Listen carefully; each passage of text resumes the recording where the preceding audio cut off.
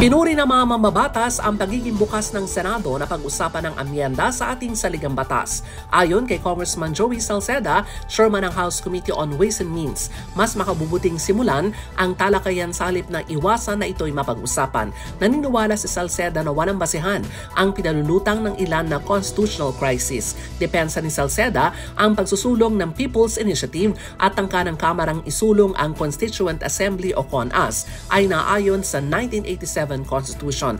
Dalagsabi na rin ng Senado na pag-uusapan ang amyenda sa economic provisions ng ating saligang batas. Umaapela si Salceda sa mga kritiko, bigyan ng pagkakataon na ito'y matalakay sa dalawang kapulungan ng Kongreso. Binigyang din ni Salceda anuman ang maging kahinatnan ng People's Initiative, tutulong ang Kamara kung kailangan pang magpatibay ng mga batas para makaykay ang dagdag pang foreign investments, pagsulong ng mga negosyo at paglikha ng mga trabaho sa ating mga kababayan. Para sa kauna-una sa Pilipinas, DCRH, ako si Milk Regunan. Tuloy-tuloy sa pagbabalita, tuloy-tuloy sa serbisyo, sama-sama tayo, Pilipino.